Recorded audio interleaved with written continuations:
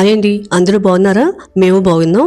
మీ అందరికీ తెలిసిందే కదండీ! వైరల్ ఫీవర్స్, కోల్డ్ అవన్నీ ఉన్నాయి. వెదర్ కూడా ఇప్పుడు వింటర్ సీజన్ కాబట్టి ఇంకా ఇవి కామన్‌గా మనకి ఎఫెక్ట్ అవుతూ ఉంటాయి కదా! ఈ పాటికి మీకు అర్థమై ఉంటుంది. దేని గురించి చెప్పాలనుకుంటున్నానో. మా హస్బెండ్‌కి first fever, cold, cough start అయిందండి.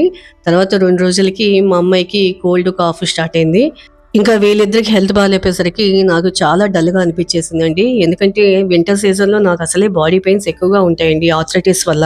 వీళ్ళిద్దరికీ బాగలేదు కదా! బాలేపోయేసరికి తాగడానికి వేడి నీళ్ళు, కషాయము, సూప్స్ అని, ఇంకా బ్రేక్‌ఫాస్ట్, లంచ్, డిన్నరు నోటికి సహించేవి చూసుకొని చేయాలి కదండీ!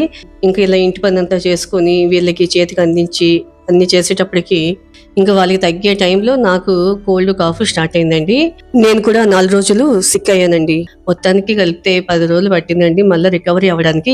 అప్పటికి 2 డేస్ బ్రేక్‌ఫాస్ట్, కర్రీస్ బయట నుంచే తెచ్చుకున్నామండి. కర్రీ పాయింట్‌లోంచి కర్రీస్. రైస్ ఇంట్లో పెట్టేసుకున్నాము. అయినా గాని రోజు బయట నుంచి తినలేం కదండీ! ఏదో 2 డేస్ అంటే మేనేజ్ చేయగలుగుతాం కానీ. సో, తర్వాత మెల్లగా ఒకళ్ళకొకళ్ళు సాయం చేసుకొని మా పనులు మేము చేసుకున్నాం అనమాట. ఏదైనప్పటికీ హెల్త్ ఏదైనా డిస్టర్బ్ అయితే మాత్రం ఇల్లంతా డల్ అయిపోతది కదండీ! ఇంట్లో అందరూ హెల్తీగా ఉంటేనే హ్యాపీగా ఉంటది కదండీ! నేను వీడియోస్ తీయలేకపోతున్నాను, అప్‌లోడ్ చేయలేకపోతున్నాను, సబ్‌స్క్రైబర్స్ వెయిట్ చేస్తా ఉంటారు, కమ్యూనికేషన్ మిస్ అవ్వకూడదు అని చెప్పి ఆలోచన ఉన్నా కానీ, ఈ హెల్త్ ప్రాబ్లమ్స్ వల్ల కాన్సంట్రేట్ చేయలేకపోయానండి.